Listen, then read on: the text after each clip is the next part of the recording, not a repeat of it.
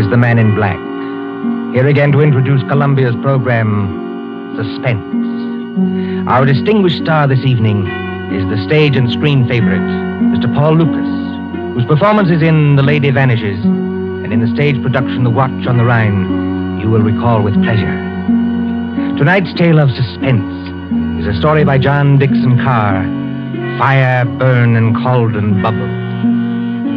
If you've been with us on these Tuesday nights, you will know that suspense is compounded of mystery and suspicion and dangerous adventure.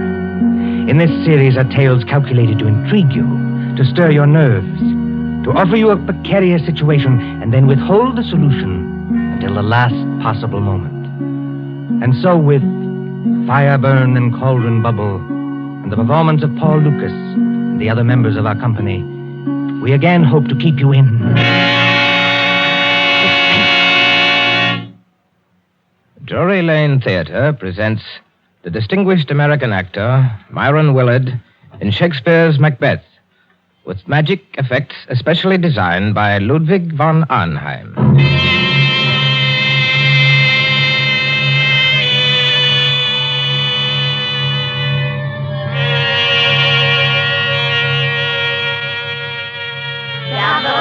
Double toil and trouble, fire, burn, and cauldron bubble.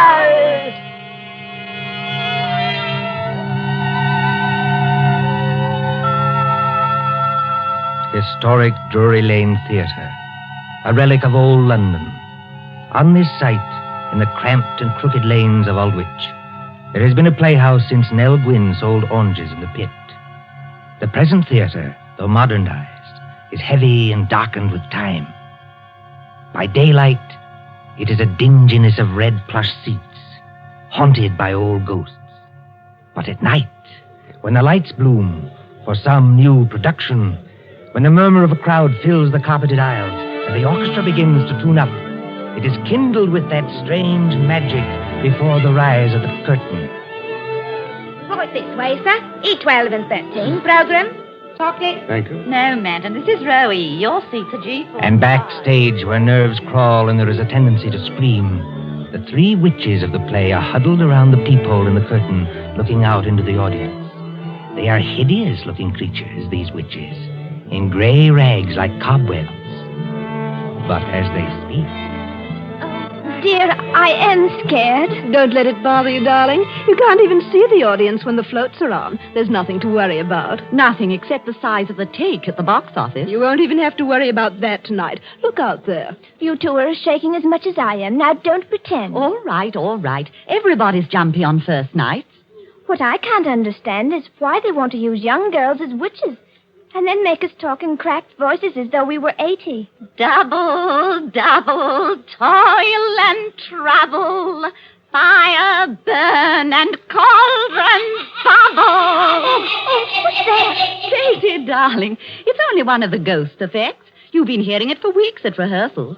I will say this for Myron Willard, as an actor and a manager, too. He's the first one who's ever had a real professional magician to do the ghost effects for this ham show. Oh, are they, Celia? Look there. Where? Out in the audience in the second upper box on the left-hand side. Oh. Don't you see the woman who's just coming in? Yes, I can see her. Not a bad-looking bit of goods for her age. What about her? But that's Marcia Blair. Marcia Blair? You don't mean you've never heard of her? I can't say I have either, if it comes to that. Move over, Ivy. Give us a squint. Marcia Blair used to be Mr. Willard's leading lady. She was a very great actress 15 years ago. Oh, 15 years ago. She's had a terribly romantic history. Well, she's made lots of money and retired from the stage. Then she married some horrible no-good, and... Do you see that tall gray-haired man standing beside her? Well, he doesn't look much like a no-good. That's not the man I mean, Celia. That's Howard White, her second husband. Oh. They say he loved her for years and followed her about and practically worshipped her. But she was married to this no-good and wouldn't get a divorce. Then the no-good died, I suppose. So Marcia Blair and her faithful Howard got married. Yes. I remember reading in the paper that they've been married 1 year tonight. I expect they're very happy. Well, I'd be happy, too, if I had a mink coat and a string of pearls like that. Well, you've got to admit she's beautiful. All right, Katie, if you say so. I used to go and see her act when I was a little girl. She She was kind of an idol. I wonder what they're saying to each other up in that box now. I wonder what they're saying.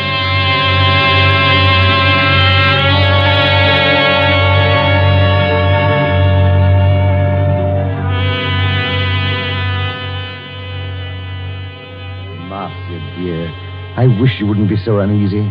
Nothing can happen to you here. You're uneasy yourself, Howard.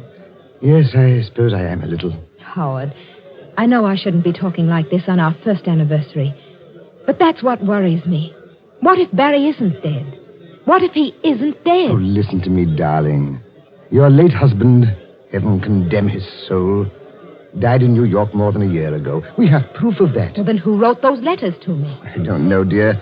Somebody playing a joke on you. Joke? If you marry him, Marcia, you won't be alive a year from then. Joke. But you're married to me, my dear, and you are alive. Shall I quote you something from another play, Howard? Well? The Ides of March are come. Aye, Caesar, but not gone. And it's still 2 hours. 2 hours to the time we were actually married. Oh, look here, dear. This is carrying an obsession too far. It would be just like Barry to wait until the last moment, just to make it worse. You knew him. Yes, I knew him. He was a genius. I suppose so. As a mere businessman, I never quite understood this theatrical temperament, except yours, of course. Barry was a greater actor than Myron Willard will ever be. Barry could play anything, from a Cockney to King Lear. His skill at makeup wasn't merely good. It was terrifying. Oh, Howard, I am frightened. Suppose he's managed to get close to us tonight, and yet we can't see him. Well, the music started, Marcia. I shall have to go. Must you go, Howard? Really? If I break this appointment with Ferndale, dear, the deal will be called off. And since I haven't got too much backing anyway, All right, dear. I understand. Go ahead. Unless you wanted to come with me. And Miss Myron's opening tonight?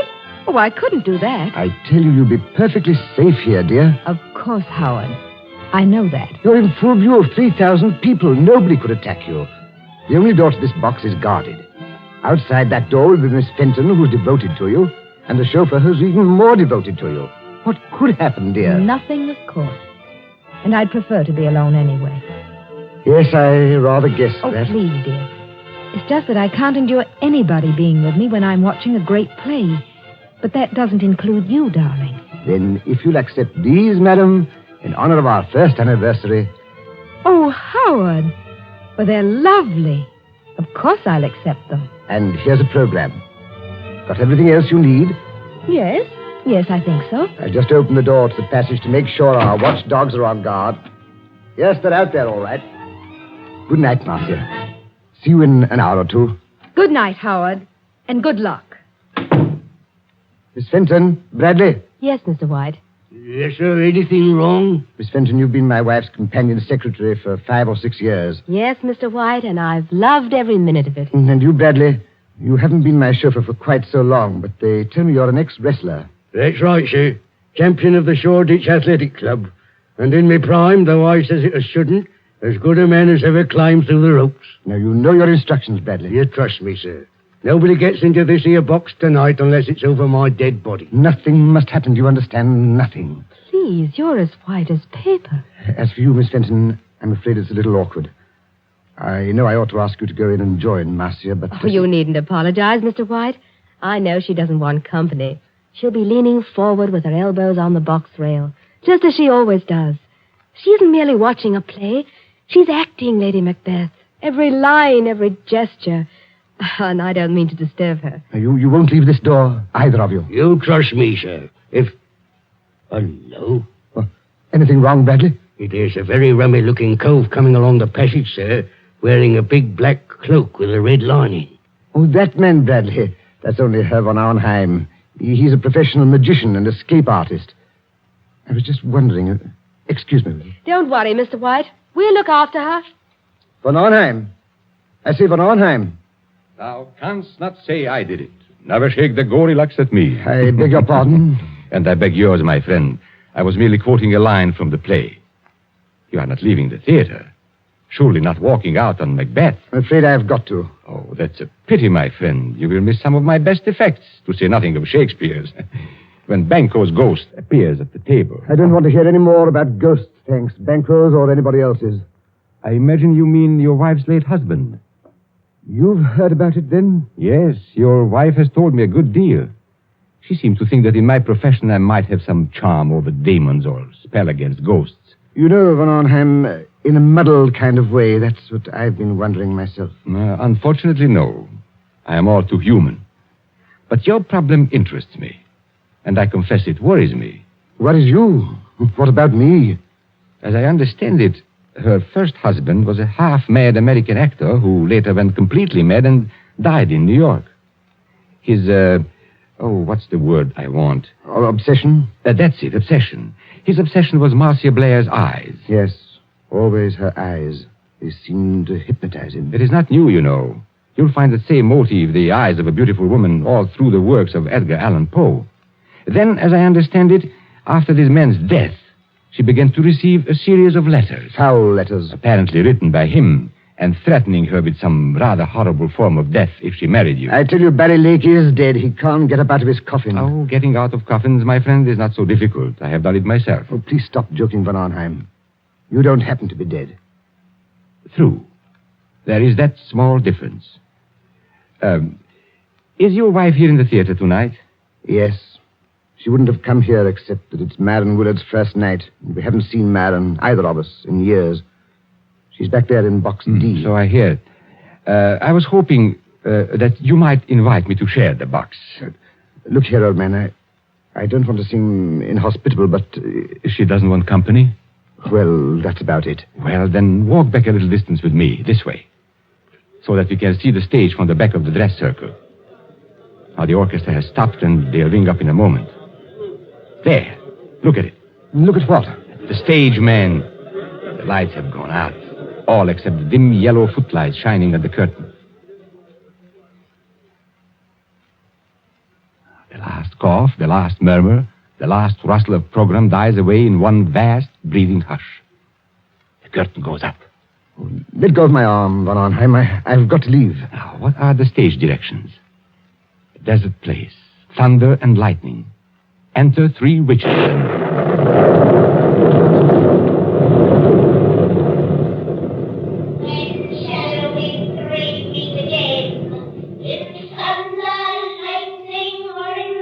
When, indeed, I wonder. I beg your pardon, Van Arnheim. Do you speak? No, it was nothing.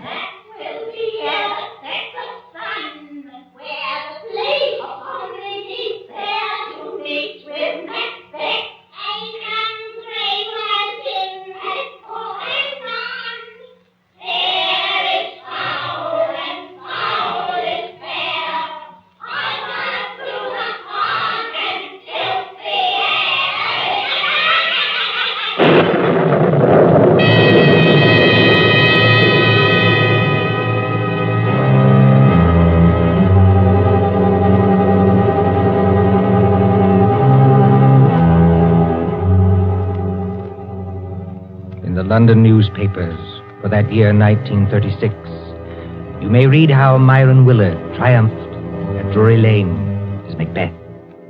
But tonight, as the clock ticks on, there is another drama in the dimly lighted corridor outside Box D. There sits Miss Louise Fenton, Marcia Blair's companion secretary. Beside her, burly and broken-nosed, is big Jim Bradley, the ex-wrestler. And when more than half an hour has passed... There's the applause, Jim. That must be the end of the first act. Yes, I hear it.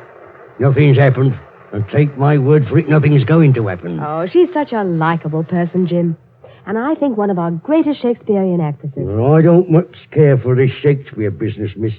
You give me a good movie with gangsters in it. It's my style. Oh, you don't understand, Jim. I've seen her as Juliet, as Rosalind, as Portia, in our own drawing room without any props. I've heard her as Lady Macbeth, too. You should see her eyes. Her eyes, miss? Yes, you should see her eyes when she delivers that speech. The raven himself is hoarse that croaks the fatal entrance. Hey, miss, look there. What is it? That foreign-looking cove in the black cape, coming along the passage now. Easy. I beg your pardon. You are Miss Louise Fenton, aren't you? Yes, my name is Fenton. What is it? I am Ludwig von Arnheim, a friend of Mr. White's. And I must see Marcia Blair at once. No, you don't, Governor. You're not going in there. Why not? 'Cause nobody goes in there. Not if it was the king himself. That's orders. Now listen to me, both of you.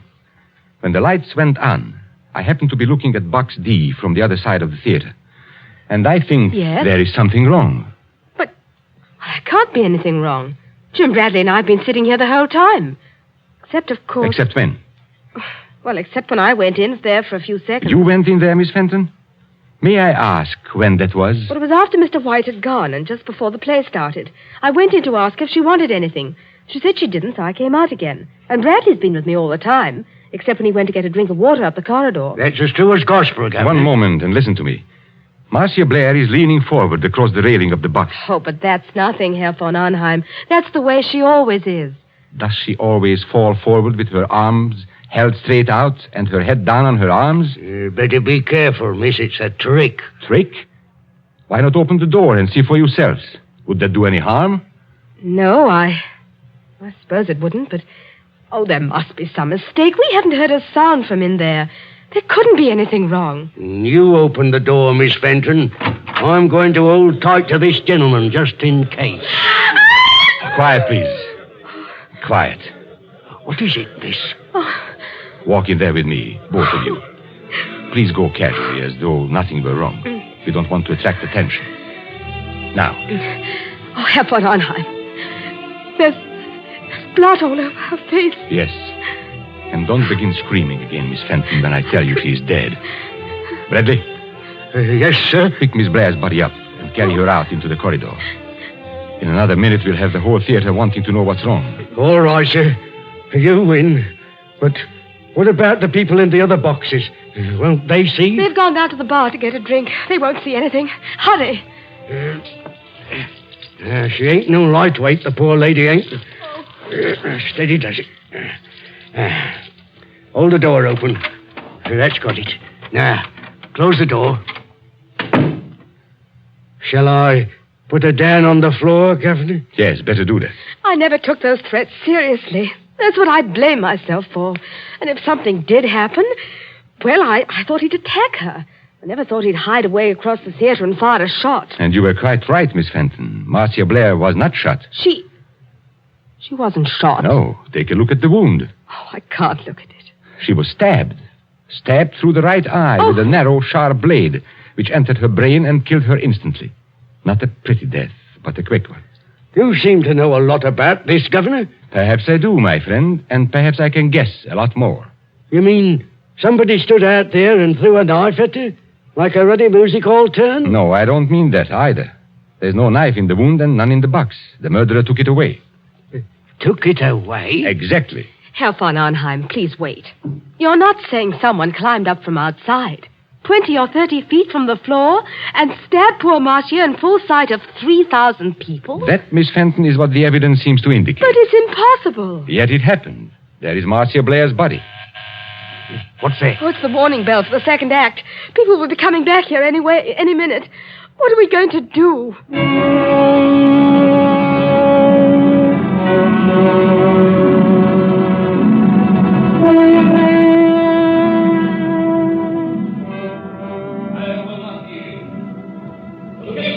Before young Malcolm's feet in the debating with the rabble's curse.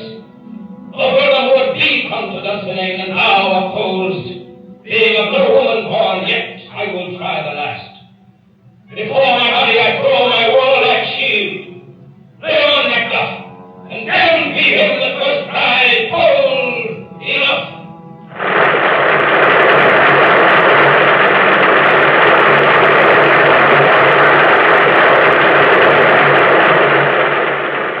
Applause, acclaim, triumph. Myron Willard as Macbeth. Helen Gale is Lady Macbeth. Magical effects by Ludwig von Arnheim. Very few persons knew that there is a dead woman in the theater. But at the end of the play, it is a different story.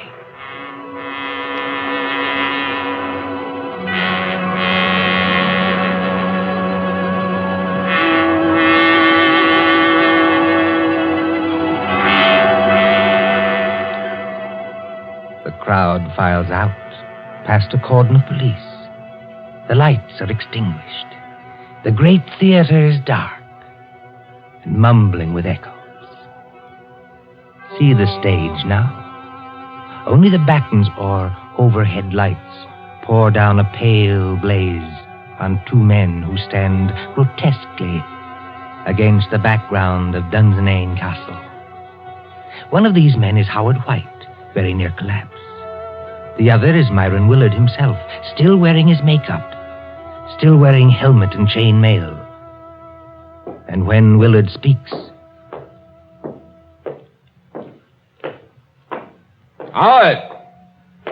Howard White! Confounded man, can't you hear what I'm saying? Excuse me, Madden. This is almost finished. Oh, not that I'm blaming you, old man. Thank you, Madden. It's traditional, you know, that Macbeth's an unlucky play. But up to the very end, I thought I'd never done better. 11 curtain calls. No, 12. How did you like my tomorrow speech? I'm sorry, Madden. I'm afraid I didn't hear it.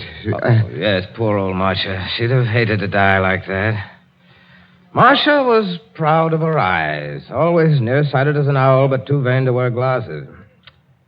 There's Von Arnheim looking at us from under the castle archway. Von Arnheim!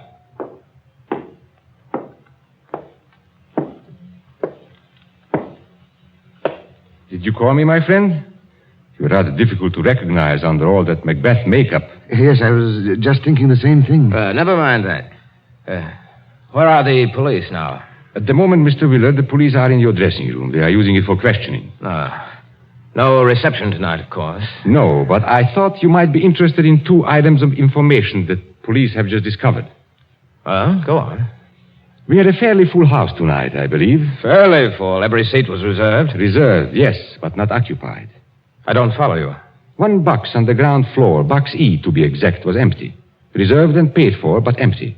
And box E, oddly enough, was just underneath the one occupied by Marcia Blair. Well, all the same, I still don't see quite what you're... Now, our next item of information comes from an usher. An outside eye seat in the stalls, very close to that empty box, was occupied by a very curious stranger who arrived late in the dark and slipped out again by a nearby exit a few minutes afterwards. Just for a moment, Von Arnheim. Are you saying this stranger climbed up and attacked Marcia in full view of the audience? No, my friend. The murderer did not approach from that direction. Then he must have reached Marcia through the door, guarded by Bradley and Miss Fenton? No, not from that direction either. Confound it, man. It must have been one way or the other. Not necessarily. Now, tell me, Howard, don't you think I've got enough troubles already without this nightmare on top of it? Herr von Arnheim. Herr von Arnheim. You must take it easy, Miss Fenton. You must not excite yourself. Have the police Yes. been... Look, you've got to help me. They won't believe me. They won't believe the young lady, sir, and that's a fact. I tried to help her all I can, but there's things I can swear to and things I can't. You see, I did go into that box. Oh, just for a couple of seconds, I admit it. But no other person went in or could have got in. So they say, or at least they're hinting that I killed her. But I swear I never touched her. Who was questioning you, Miss Fenton? Inspector Grimes or Sergeant Blake? I'm not sure. The sergeant, I think. Then I shouldn't worry if I were you. Inspector Grimes knows better. He's guessed, in fact, exactly what I have guessed. You seem on rather familiar terms with the police, my friend. I am, Mr. Willard. I am. Anyone who practices escapes from handcuffs, sacks, chests... And stage boxes, perhaps. Stage boxes, if you insist. Excuse me. Isn't that Inspector Grimes in the wings now? Yes, and he's nodding his head. Then I can tell you, I think, what you want to know. Well, if you do happen to know anything, it's your duty to speak up. Poor Marcia seems to have had some ridiculous idea that her former husband, Barry Lake, was still alive. Her fears weren't justified, of course, and she wasn't killed by any dead husband. I beg your pardon. Her fears were justified, though not quite in the way she believed. And she was killed by her husband. Then Barry Lake is still alive. No, Barry Lake is dead. Well, you don't mean Marcia was really killed by a ghost? No. I mean she was killed by her devoted second husband, Mr. Howard White. What? You only hear what they say. That's not true. It's a slanderous statement. I'll have you in court for it. Everybody knows how devoted I was to Marcia. Your devotion, my friend, was devotion to her money. And your business affairs have been shaky for a long time. That's not true, and you can't prove it. Marcia Blair was inclined to be, shall we say, a little close-fisted with money. That's true anyway. It's a lie. Willing to marry him, but Mr. Howard White knew he'd never touch a penny unless he killed her. He wrote the letters himself. Herr von Arnheim, he can't be guilty. She was alive after he left the box. He wasn't anywhere near her when she died. Perfectly correct, Miss Fenton. He wasn't there, and yet he killed her. Exactly. But you and Bradley can supply the clue that will hang him. Me, sir? I don't know nothing. No, I don't either. I think you do if you'll put your mind to it. Do you remember what Howard White said to her just before he left the box? Yes, he said, "Good night, Marcia. See you in an hour or two." And she answered, "Good night and good luck." No, I mean just before that. There wasn't anything. You see? It's a slanderous statement without any proof. It's an insult to my position on the stock exchange. Wait. I do remember something rather queer. Think, Miss Fenton, think. He said to Marcia jokingly, "If you'll accept these, madam, in honor of our first anniversary." And Marcia said, "Howard, they're lovely. Of course I'll accept them." That's right, sir. He did say it. And what do you think he was referring to, Miss Fenton? What was he asking her to accept? Well, I imagined it was flowers, a corsage or something like that. Did you see any flowers in the box or pinned to Marcia Blair's gown? No. Now, come to think of it, I didn't. Then what did he give her? Don't look at me, sir. Now, here is a woman who is very nearsighted, yet refuses to wear glasses. But she can accept a pair of... Opera glasses. It's a lie. You can't prove it. Hold on, sir. Go. You better stay here, Governor. Thank you, Bradley, but the place is surrounded with police. But I still don't understand. Now, what happens when you lift opera glasses to your eyes and they are not in focus? You turn the little wheel in the middle to bring them into focus. For Marcia Blair, it was deadly. You mean the glasses had... Yes, they were specially constructed glasses, Miss Fenton. They were invented by a French criminal years ago. That little wheel is a little trigger. It releases the spring of a sharp, thin blade which strikes through the eyes into the brain. Oh, don't, please. You can't prove it. Marcia Blair died instantly. The glasses torn from her eye by their own weight dropped over the box rail to the carpeted aisle below. The only witnesses who might have noticed would have been the people in the box just underneath. And that box was empty. By arrangement, yes. Even if anybody did see them fall, Howard White was prepared to remove the evidence instantly. You haven't forgotten the curious stranger. Curious stranger? I mean the man who slipped in after it was dark, took an aisle seat just under the box, and slipped out again a few minutes later. It's a pack of lies from start to finish. You can't prove a word of it. I beg your pardon, my friend. Didn't you see Inspector Grimes not to me a moment ago? Well... You are going to hang, my friend, for one of the neatest and cruelest crimes in my experience. The police have just found those opera glasses with a neat set of fingerprints in the side pocket of your motor car.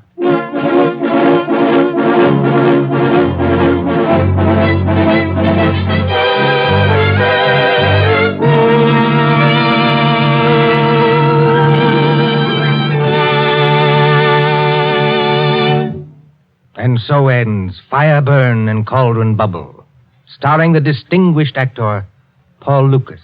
Tonight's tale of suspense. This is your narrator, Ted Osborne, the man in black, who conveys to you Columbia's invitation to spend this half hour in suspense with us again next Tuesday, same time, when Nancy Coleman stars in Fear Paints a Picture. William Spear, the producer, John Dietz, the director, Bernard Herrmann, the composer-conductor, Robert Salmon, studio technician, and John Dixon Carr, the author, collaborated on tonight's Suspense.